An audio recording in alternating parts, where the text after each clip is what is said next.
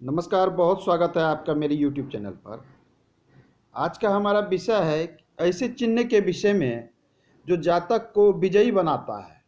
खास करके राज्य द्वारा न्याय किए जाने पे, मतलब कोर्ट कचहरी मुकदमा इत्यादि में कोई लंबित केस हो, तो ऐसे जातक होते हैं जिनको हर तरह का, कहीं भी किसी तरह का कोई केस है, मुकदमा है, कोर्ट में है, न्यायालय में है, तो उनको वहाँ पर विजयी प्राप्त होता है। या कहीं और से भी न्याय होना हो राज्य के द्वारा या समाज के द्वारा, तो उनको वहाँ पर विजयी प्राप्त होता है। कुछ ऐसे चिन्ह होते हैं, उसी चिन्ह के विषय में हम आज बात करेंगे। तो अभी तक जिन भाइयों ने मेरे चैनल को सब्सक्राइब नहीं किया हो, कृपया सब्सक्राइब कर लें। आइए शुरू करते हैं।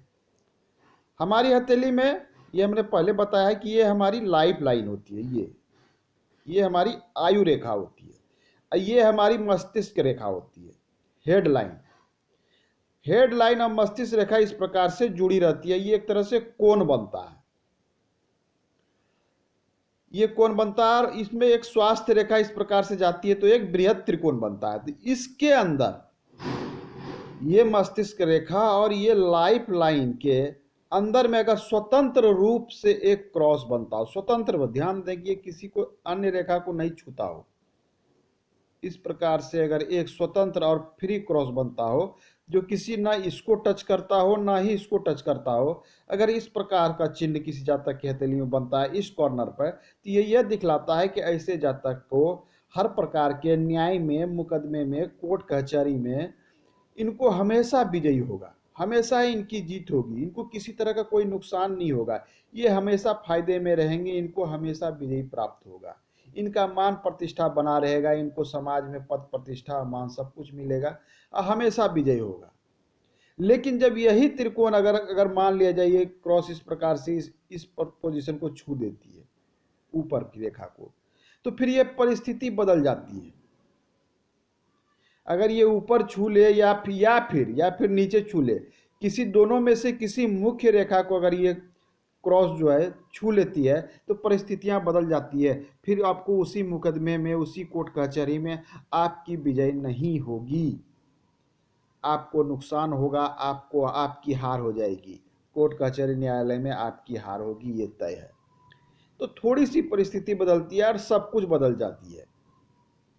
आइए एक अन्य चिन्ह की हम बात करते हैं। इसी में जब एक इससे मिलता जुलता चिन्ह होता है कुछ इस प्रकार से, इसी कोने की बात कर रहा हूं, जब ये मस्तिष्क रेखा और ये लाइफ लाइन के बीच में कोण होता है कि ये क्रॉस नहीं बने, कुछ इस प्रकार से बने कि लगे कि ये क्रॉस रहे, इस प्रकार से बने कि लगे तो ये क्रॉस है लेकिन ये आपस में एक दूसरे को काटे नहीं, सिर्फ इस प्रकार से रेखा बन जाए कि देखने में क्रॉस लगे, तो ये चिन्ह फिर अच्छा नहीं माना जाता है। ऐसे चिन्ह वाला, अगर ऐसा चिन्ह हो साथ में शनि पर कुछ आड़ी तिरछी रेखाएं हो, तो ये चिन्ह शुभ नहीं माना जाता है, ये जातक को नुकसान पहुंचाता है। तो थोड़े थोड़े से चिन्ह बदल जाते हैं और लोगों को कन्फ्यूजन हो जाता है कि हमारे हाथ में अच्छे चिन्ह थे पर अच्छे परिणाम नहीं आए।